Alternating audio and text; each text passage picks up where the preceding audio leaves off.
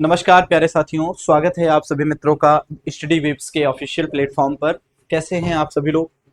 आशा करते हैं आप सभी लोग स्वस्थ होंगे और अपनी तैयारी बढ़िया तरीके से कंटिन्यू कर रहे होंगे। दोस्तों, आज हम ज्योग्राफी के एक नए टॉपिक के साथ मुलाकात करने चल रहे हैं और टॉपिक का नाम है ब्रह्मांड। तो चलिए आइए हम पृष्ठभूमि के बारे में बातचीत कर लेते हैं। इसमें हम क्या क्या पढ़ेंगे?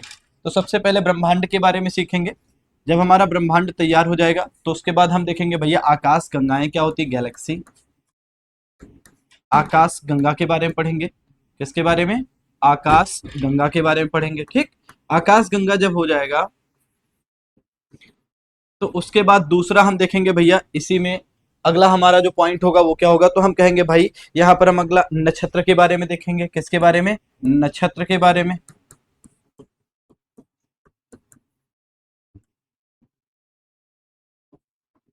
नक्षत्र के बारे में पढ़ेंगे।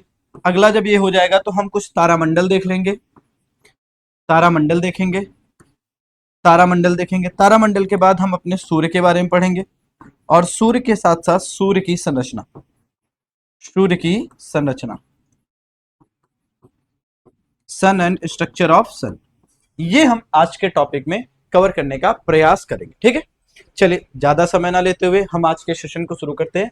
सबसे पहले ब्रह्मांड के बारे में पढ़ते हैं। ब्रह्मांड क्या? देखिए, बेसिकली ब्रह्मांड के बारे में कहा जाता है कि यह लाखों आकाश गंगाओं का समूह होता है, या अरबों, लाखों कह दीजिए, या अरबों आकाश गंगाओं के समूह को, अरबों आकाश गंगाओं के समूह को,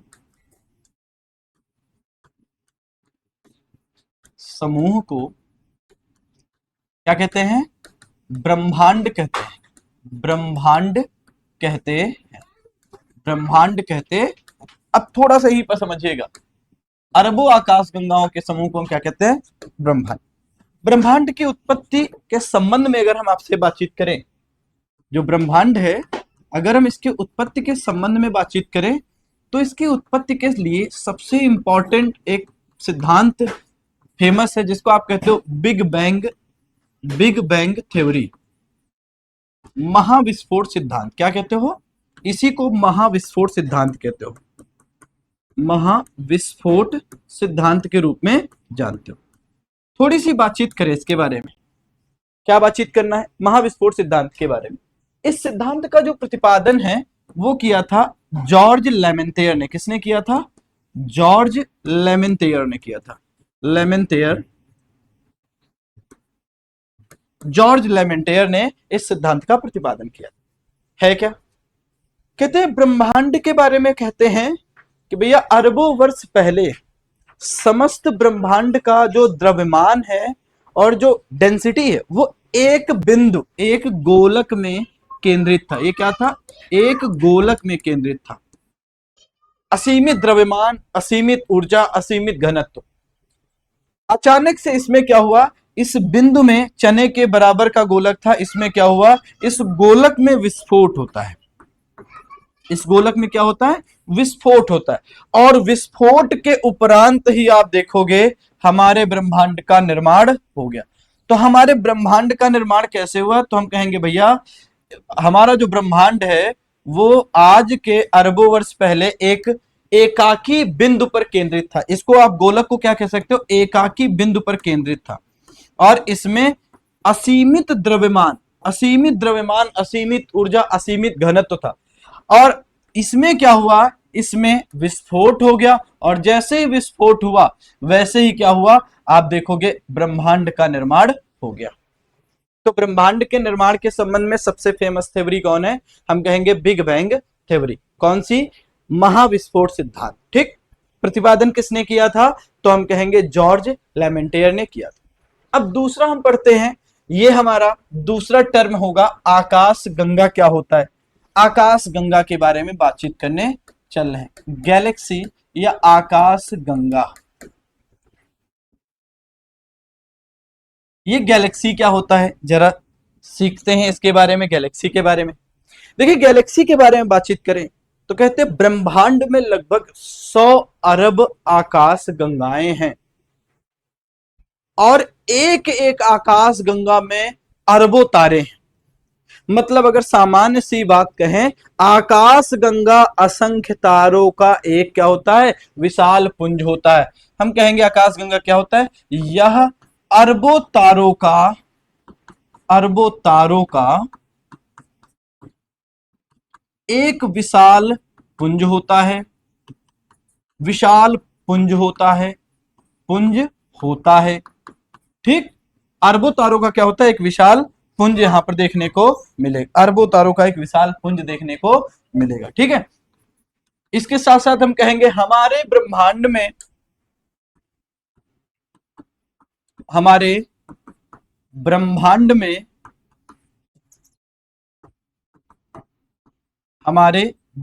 में अरबों आकाश गंगाएं हैं, अरबों आकाश गंगाएं हैं, अरबों आकाश गंगाएं, हमारे ब्रह्मांड में अरबों आकाश गंगाएं देखने को मिलेगी। ठीक है, और ये आकाश गंगा का जो केंद्रीय भाग होता है इसको बल्ज कहते हैं। मतलब अगला पॉइंट अगर हम आपसे कहें तो आकाश गंगा के केंद्रीय भाग को, आकाश गंगा के केंद्रीय भाग को क्या कहते हैं, केंद्रीय भाग को बल्ज कहा जाता है।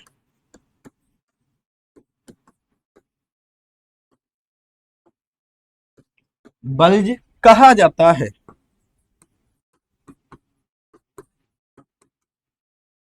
आकाश गंगा के केंद्रीय भाग को क्या कहते हैं, आकाश गंगा के केंद्रीय भाग को बल्ज कहते हैं, बल्ज कहते हैं, जहां पर सबसे ज्यादा क्या कहेंगे, तारों का संकेंद्रण देखने को मिलेगा। ठीक है, हमारी आकाश गंगा का क्या नाम है, मिल्की वे गैलेक्सी, मतलब जिसमें हमारा तारा स्थित है, तो हम कहेंगे हमारी आकाश गंगा,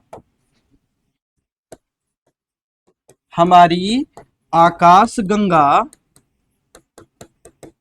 कौन सी है, हमारी आकाश गंगा हम कहेंगे मिल्की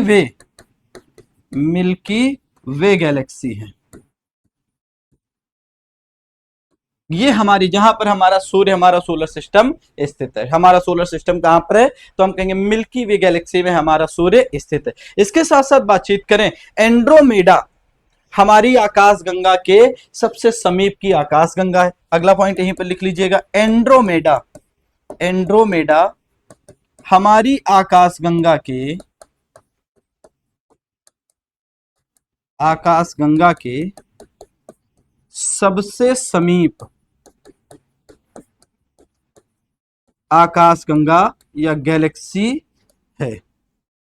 क्या है, गैलेक्सी। हमारे आकाश गंगा के सबसे समीप गैलेक्सी कौन सी है, हम कहेंगे भैया एंड्रोमेडा। कौन सी, एंड्रोमेडा हमारे आकाश गंगा के सबसे समीप आकाश गंगा, सबसे समीप आकाश गंगा कौन सी, एंड्रोमेडा गैलेक्सी, सबसे समीप आकाश गंगा। ठीक, इसके साथ साथ अगर हम आपसे बातचीत करें, हमारी जो आकाश गंगा है जिसको आप मिल्की वे, इसी को आप क्या कहते हो, दुग्ध मेखला, इसी को आप क्या कहते हो, दुग्ध मेखला भी कहते हो।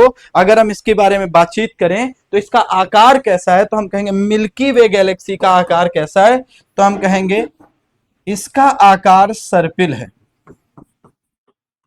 इसका आकार कैसा है, सर्पिल है, स्पाइरल। हमारी आकाश गंगा का आकार कैसा, शेप के बारे में कभी क्वेश्चन पूछ ले तो शेप के संबंध में क्या उत्तर देंगे, कहेंगे हमारी आकाश गंगा का जो शेप है, जो आकार है, वो सर्पिल या स्पाइरल देखने को मिलता है। ठीक है, यहां तक चीजें क्लियर है। तो हम किसके आकाश गंगा में रहते हैं, मिल्की वे गैलेक्सी दुग्ध मेखला में रहते हैं। ठीक है, आकार कैसा है, सर्पिल है। ठीक, दूसरा क्वेश्चन, हमारे आकाश गंगा के सबसे समीप आकाश गंगा कौन है, एंड्रोमेडा गैलेक्सी। एंड्रोमेडा गैलेक्सी हमारी आकाश गंगा के सबसे निकटतम आकाश गंगा में एक है। ठीक है, आगे अगर हम आपसे बातचीत करें, अगला देखेंगे, अगला जो है, अगला पॉइंट एक लिखें, ओरियन नेबुला हमारी गैलेक्सी के सबसे शीतल व चमकीले तारों का एक समूह है। ओरियन नेबुला, ओरियन नेबुला हमारी आकाश गंगा के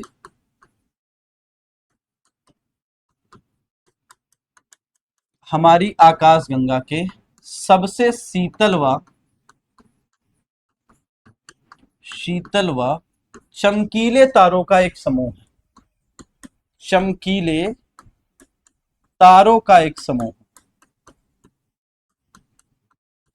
एक समूह है।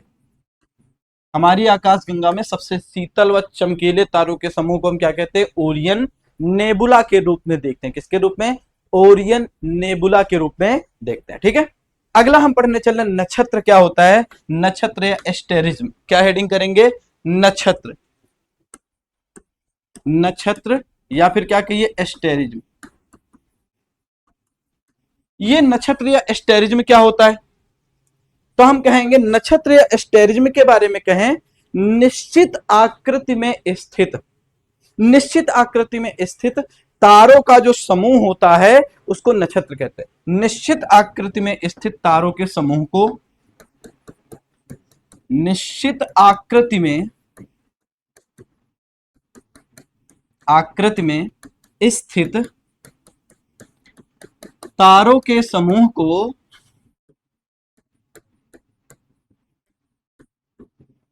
क्या कहते हैं? नक्षत्र कहते हैं। नक्षत्र कहते हैं। निश्चित आकृति, कोई शेप देखने को मिल जाएगा। ठीक है, अगर हम आपसे बातचीत करें, इनकी संख्या कितनी है? 27। इनकी संख्या 27 मानी जाती है। नक्षत्रों की संख्या कितनी है? तो इनकी संख्या 27 मानी जाती है। लेकिन ध्यान समझिएगा, 27 है। भारतीय मनीषियों ने एक नए नक्षत्र अभिजीत को क्या किया है? डिस्कवर किया है। तो नक्षत्र क्या हो गए? 28। मतलब भारतीय मनीषियों ने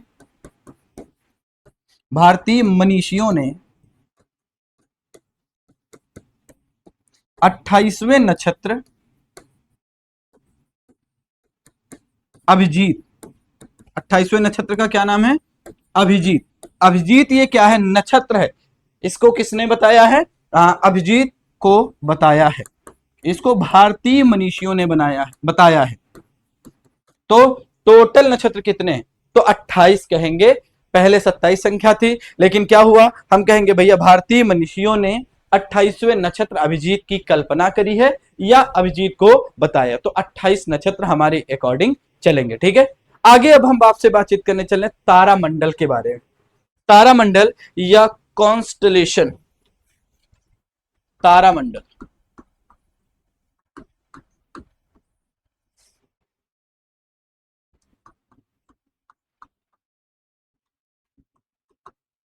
कॉन्स्टलेशन, तारामंडल या कॉन्स्टलेशन। तारामंडल क्या होता है? तारामंडल के बारे में सामान्य सी बातचीत करी जाए। भाई तारामंडल क्या होता है? तारामंडल की क्या डेफिनेशन होगी? तारामंडल की परिभाषा यह होगी, आकाश में पाई जाने वाली तारों की कुछ आकृतियां, आकाश में तारों की कुछ आकृतियां पाई जाती हैं। जैसे मान लीजिए आप कभी आसमान में देखिए तो कुछ इस तरीके से सप्तर्षि नामक तारा दिख जाएगा, तारामंडल दिख जाएगा। वो एक स्पेसिफिक क्या होंगी? वो एक स्पेसिफिक शेप में होंगे और स्थित होंगे। ध्यान समझिएगा, अगर हम आपसे बातचीत करें तो हम कहेंगे यहां पर क्या होगा? ये जो होंगे ये आकाश में स्थित तारों का एक समूह। ज्यादा तारे नहीं होंगे, कुछ ही तारे होंगे, लेकिन एक क्या होगा? एक शेप में होंगे, एक निश्चित आकार में होंगे। तो उसको आप क्या कहोगे? उसको आप तारामंडल की संज्ञा दोगे। मतलब अगर हमको लिखना हो तो हम क्या लिखेंगे? हम आकाश में पाई जाने वाली तारों की कुछ आकृतियां, आकाश में पाई जाने वाली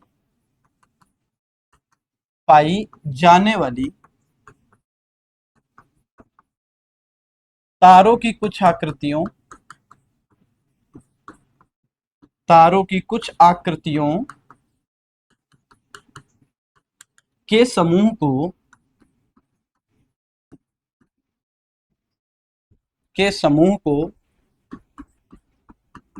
तारामंडल कहते हैं। क्या कहते हैं? तारामंडल कहते हैं।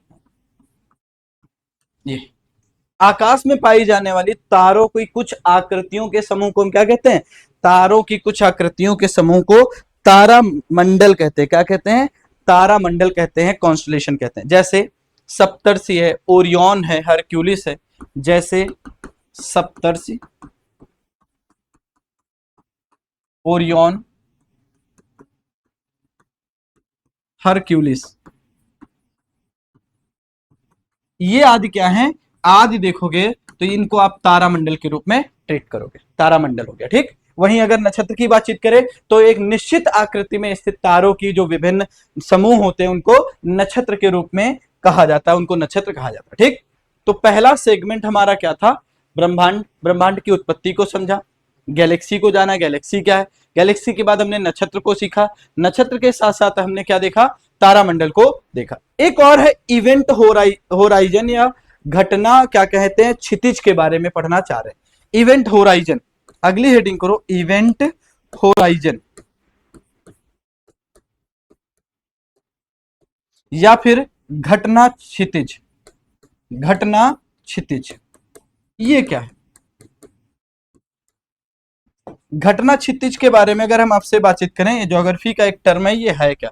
देखिए अब इसके बारे में बातचीत करें, बेसिकली एक टर्म होता है ब्लैक होल, एक टर्म होता है ब्लैक होल। ये क्या होता है? हमारे ब्रह्मांड में स्थित असीमित घनत्व, असीमित घनत्व होता है इसमें, असीमित गुरुत्वाकर्षण, इसमें गुरुत्वाकर्षण बल भी बहुत अधिक होता है, ठीक है, असीमित गुरुत्व बल के ऐसे आकाशीय पिंड, हमारे ब्रह्मांड में स्थित असीमित घनत्व, असीमित गुरुत्व बल के ऐसे आकाशीय पिंड जिनसे होकर प्रकाश भी, इधर प्रकाश आता है, प्रकाश आ रहा है, प्रकाश भी नहीं गुजर पाता है, ब्लैक होल कहते हैं। ध्यान सुनिएगा, ब्लैक होल ऐसा ऑब्जेक्ट है कि भैया जो चीज गई निकलनी नहीं उसको, इतना गुरुत्वाकर्षण है, इतना घनत्व है उसमें। अब ये कैसे इवेंट होराइजन का संबंध इससे कैसे? तुम कहेंगे टाइम एंड स्पेस में, टाइम एंड स्पेस में क्या होता है, जब हम आपसे बातचीत करते हैं, ये एक ऐसी सीमा होती, ऐसी सीमा होती है, ब्लैक होल के चारों ओर स्थित जो सीमा होती है उसको हम क्या कहते हैं, उसको इवेंट होराइजन कहते हैं, समझे? और इसको सबसे पहले इवेंट होराइजन टेलीस्कोप से देखा गया था, इसीलिए हम इसको क्या कहते हैं, ब्लैक होल के चारों ओर स्थित जो क्षेत्र होता है उसको हम क्या कहते हैं, उसको इवेंट होराइजन के नाम से जानते हैं। मतलब अगर हमको लिखना हो तो हम क्या लिखेंगे, हम सिंपल सी भाषा में लिखेंगे, स्पेस एंड टाइम में एक ऐसी सीमा है, यह स्पेस एंड टाइम में,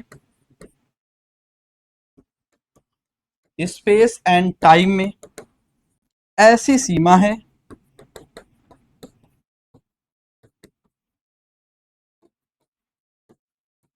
जो ब्लैक होल के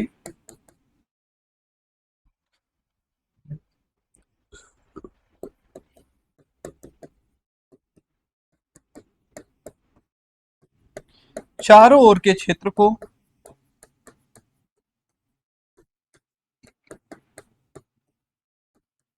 दर्शाती है, ठीक। और इसको सबसे पहले इवेंट होराइजन को देखा किसने, तो इसे सर्वप्रथम किससे देखा गया था, एक लाइन यहीं पर लिख लो, इसे सर्वप्रथम इवेंट होराइजन टेलीस्कोप से देखा गया था, इसे सर्वप्रथम इवेंट होराइजन टेलीस्कोप से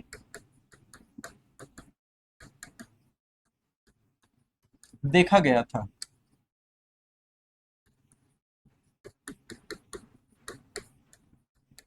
इवेंट होराइजन टेलीस्कोप से देखा गया था, इसे सबसे पहले किससे देखा गया था, इवेंट होराइजन टेलीस्कोप से देखा गया, ठीक है, क्लियर। चलो अब हम सूर्य के बारे में बातचीत करने जा रहे हैं।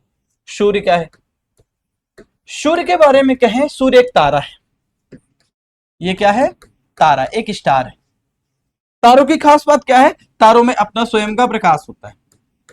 तारों की परिभाषा देनी है तो तारों को क्या कहेंगे, तारों में कहेंगे अपना स्वयं का प्रकाश होता है, स्वयं का प्रकाश होता है, पहली चीज, ठीक। हमारे सूर्य जो है वो हमारे सौर मंडल का जनक है। सूर्य क्या है, तो हम कहेंगे हमारे सौर मंडल का जनक है, हमारे सौर मंडल का, हमारे सौर मंडल का क्या है, जनक है, जनक है, बिल्कुल हमारे सौर मंडल का जनक है। हमारे सौर मंडल का जो निर्माण हुआ है वो सूर्य से निकले ही हुए पदार्थों से ही हुआ है। मतलब अगर हम इसके बारे में बातचीत करें तो इसकी लोकेशन क्या है, तो हम कहेंगे यह मिल्की वे गैलेक्सी में स्थित है, मिल्की वे गैलेक्सी में स्थित है, मिल्की वे गैलेक्सी में स्थित है, लोकेशन कहां है, मिल्की वे गैलेक्सी में, ठीक। अगली अगर हम आपसे बातचीत करें सूर्य का द्रव्यमान कितना है, तो सूर्य का द्रव्यमान है 1.9891 इंटू 10⁻31 kg। सूर्य का मास कितना, मास ऑप्शन ऐसे करो, 1.9891 इंटू 10⁻30 किलोग्राम। ये क्या है, सूर्य का द्रव्यमान है। सूर्य का द्रव्यमान कितना है, 1.9891 गुणित 10⁻30 किलोग्राम। ठीक। सूर्य की त्रिज्या कितनी, ये तो अगर हम रेडियस ऑप्शन की बातचीत करें, सूर्य की त्रिज्या कितनी है, तो सूर्य की त्रिज्या के बारे में कहें बेसिकली 6.96 इंटू 10⁵ किलोमीटर। ये क्या है, ये सूर्य की त्रिज्या है। सूर्य की त्रिज्या कितनी है, 6.96 गुणित 10⁵ किलोमीटर। और इसके बारे में बातचीत करें तो ये पृथ्वी की तुलना में 109 गुना बड़ा है। ये क्या है, त्रिज्या, ये पृथ्वी की तुलना में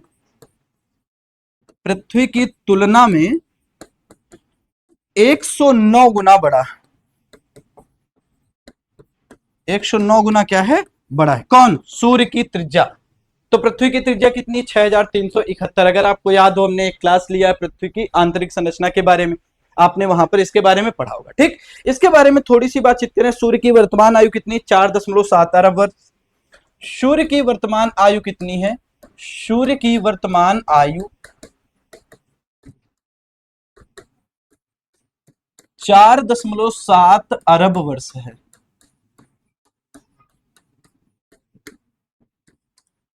4.7 अरब वर्ष है। ठीक। इसके साथ साथ अगर हम आपसे बातचीत करें, सूर्य जो है वो देखोगे पश्चिम से पूर्व की ओर, सूर्य पश्चिम से पूर्व की ओर हमारी गैलेक्सी के चक्कर लगाता है।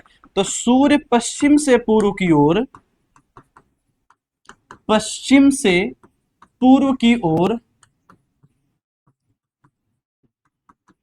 हमारी आकाशगंगा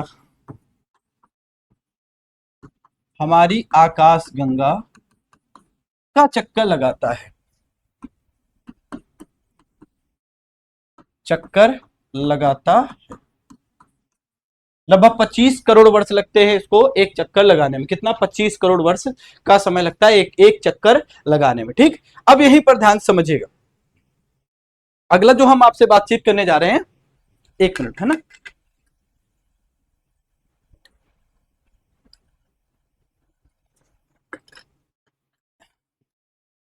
सूर्य में आप देखोगे तो सूर्य में 71% हाइड्रोजन देखने को मिलेगा।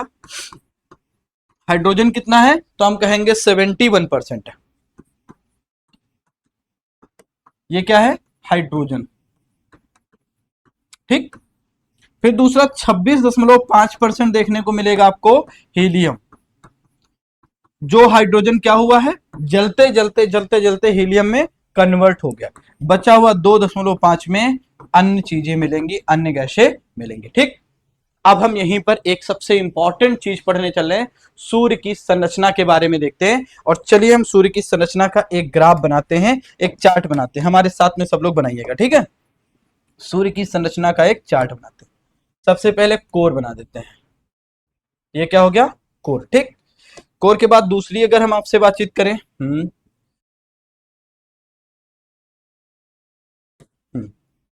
दूसरी अगर हम आपसे बातचीत करें, दूसरा क्या हम कहेंगे, रेडियो एक्टिव जोन। ये हो गया, ये आपका क्या हो गया, रेडियो एक्टिव जोन हो गया। ठीक।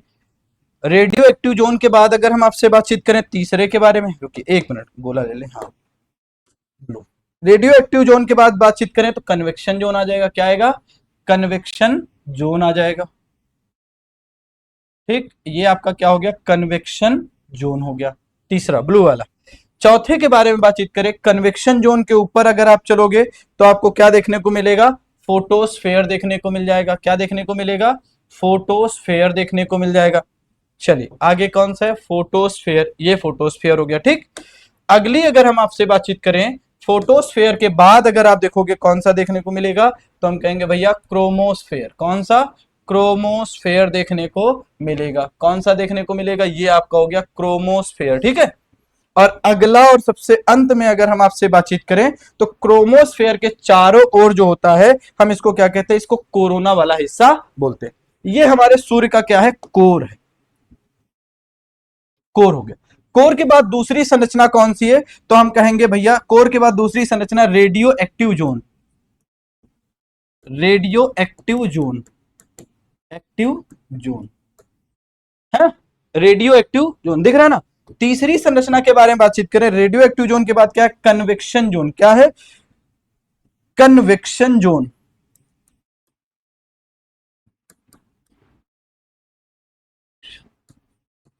दिख रहा है कन्वेक्शन जोन। कन्वेक्शन जोन के बाद अगर हम आपसे बातचीत करें, कन्वेक्शन जोन के बाद क्या है, तो हम कहेंगे फोटोस्फेयर है,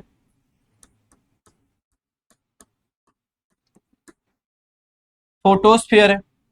फोटोस्फेयर के बाद कौन सा है, तो हम कहेंगे फोटोस्फेयर के बाद आपका है क्रोमोस्फेयर। कौन सा है, तो हम कहेंगे क्रोमोस्फेयर है।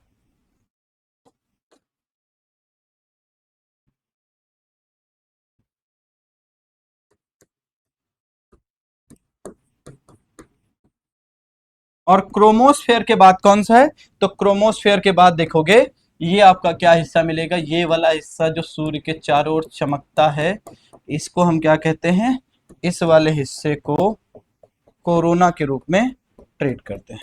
ठीक, इसको किसके नाम से जानते हैं, इसको हम कोरोना के नाम से जानते हैं। ठीक, ये क्या है, ये वाला हिस्सा कोरोना हो गया। तो देखिए ये बेसिकली क्या है, ये सूर्य की परतें हैं। सबसे केंद्र, केंद्र का तापमान कितना होता है, 15 मिलियन डिग्री सेल्सियस। मतलब अगर हम आपसे बातचीत करें तो यहां पर देखोगे क्या देखने को मिलेगा, सूर्य के केंद्र का तापमान, केंद्र का तापमान कितना मिलेगा, तो देखोगे 15 मिलियन देखने को मिलेगा degree Celsius. 15 million degree Celsius मतलब सोचो पानी हो जाओगे भैया, कुछ मिलेगा नहीं, भाप भी नहीं मिलेगा, समझे। अगली बातचीत करें, अगला अगर हम आपसे बातचीत करें तो यहां पर देखोगे सूर्य का जो भाग हमें दिखाई देता है उसे प्रकाश मंडल कहते हैं। सूर्य का वह भाग जो हमें आंखों से दिखाई देता है, जो हमें आंखों से दिखाई देता है, दिखाई देता है, देता है, क्या कहते हैं, फोटोस्फेयर या प्रकाश मंडल कहते हैं। क्या कहते हैं, तो हम सिंपल सी बात है फोटोस्फेयर या प्रकाश मंडल कहते हैं।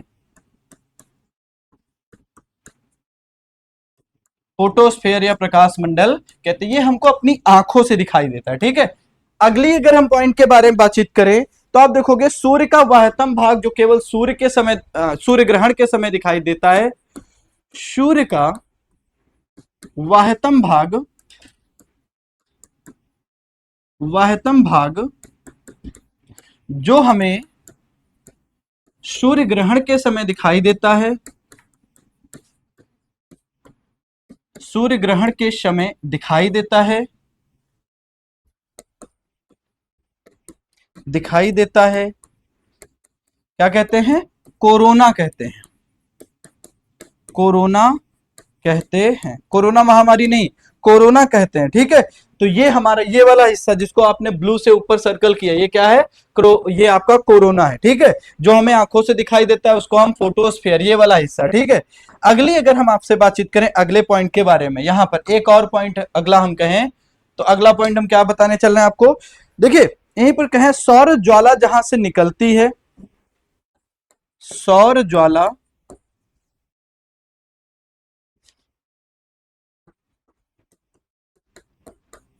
जहां से निकलती है,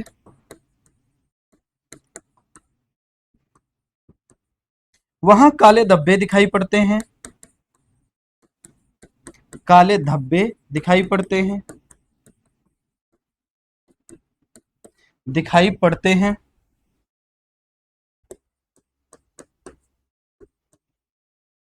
ठीक है, उसको क्या कहते हैं, जिसे सौर कलंक कहते हैं, जिसे सौर कलंक कहते हैं। ठीक, जिसे सौर कलंक कहते हैं। होता क्या क्या, कभी कभी सौर ज्वालाएं जो होती हैं सूर्य के आकर्षण शक्ति और ग्रेविटेशनल फोर्स को पार कर जाती है, बहुत तेजी से निकल जाती है। और जब तेजी से निकल जाती हैं तो ध्यान समझिए, यही सौर ज्वालाएं, देखो सौर ज्वालाएं क्या होती है, जब सूर्य के गुरुत्वाकर्षण बल को, आकर्षण शक्ति को पार करते हुए बहुत तेजी से निकल जाएंगे, तो ये कभी कभी पृथ्वी तक चली आती है। और पृथ्वी तक जब आती हैं तो ये क्या होती है, पृथ्वी के वायुमंडल में, आपको पता है हमारा जो पृथ्वी है वो उसके दो गोलार्ध हैं, एक है नॉर्थर्न हेमिस्फीयर यानी कि उत्तरी गोलार्ध, और दूसरा क्या, साउथर्न हेमिस्फीयर मतलब दक्षिणी गोलार्ध। तो ये सौर ज्वालाएं क्या होती हैं, कभी कभी पृथ्वी के वायुमंडल में आ जाती हैं। तो जो उत्तरी गोलार्ध में होता है, जब सौर जो ज्वालाएं होती दिखाई देती हैं तो हम इनको क्या कहते हैं, अरोरा बोरियोलिसिस। क्या बोलते हैं, अरोरा बोरियोलिसिस। और यही सौर ज्वालाएं जो हैं, यही सौर ज्वालाएं जब हमको दक्षिणी गोलार्ध में दिखती हैं तो हम उनको क्या बोलते हैं, अरोरा ऑस्ट्रेलियस। क्या बोलते हैं, अरोरा ऑस्ट्रेलियस बोलते हैं, ऑस्ट्रेलियस, अरोरा ऑस्ट्रेलियस की संज्ञा देते हैं। तो ध्यान दीजिएगा, सौर ज्वालाएं जब सूर्य के एटमॉस्फेयर को पार करके पृथ्वी के एटमॉस्फेयर में आ जाती हैं तो नॉर्थर्न हेमिस्फीयर में जो वो दिखाई देती है तो उनको अरोरा बोरियोलिसिस कहते हैं, और वो दक्षिणी गोलार्ध में उनको क्या कहते हैं, अरोरा ऑस्ट्रेलियस बोलते हैं। आप ऐसे याद करो, दक्षिणी गोलार्ध में आपका ऑस्ट्रेलिया स्थित है तो अरोरा ऑस्ट्रेलियस क्या हो गया, सौर ज्वाला, ठीक है, जो पृथ्वी के वायुमंडल में दिखाई देगी। और उत्तर में बोरियोलिसिस, अरोरा बोरियोलिसिस, ठीक है। तो हमने आज के सेशन में क्या देखा, ये चीजें देखी। तो पृथ्वी के स्ट्रक्चर में देखो, एक बार फिर से देखो, सबसे अंदर केंद्र, केंद्र के बाद radio active zone, radio active zone के बाद अगर हम आपसे बातचीत करें तो फिर क्या होगा, कन्वेक्शन जोन होगा,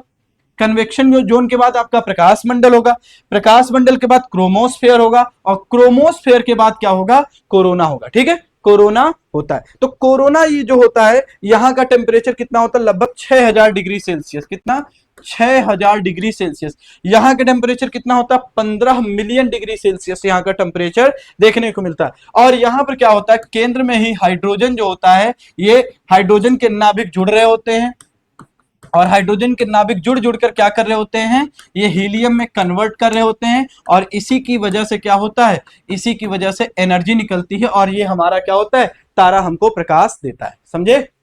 तो हमने आज के सेशन में क्या क्या देखा, सूर्य के बारे में देखा, सूर्य की संरचना के बारे में देखा, हमारा ब्रह्मांड क्या है, ब्रह्मांड की उत्पत्ति कैसे हुई, बिग बैंग थ्योरी देखी, नक्षत्र क्या होता है, तारामंडल क्या होता है।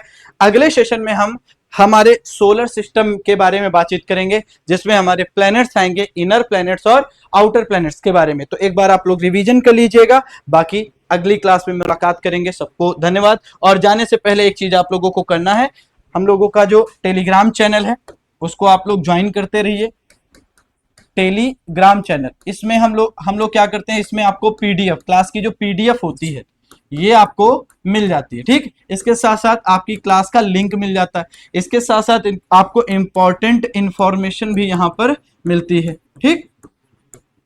और ये हमारा टेलीग्राम चैनल क्या है, टेलीग्राम चैनल का नाम है जीके जीएस बाई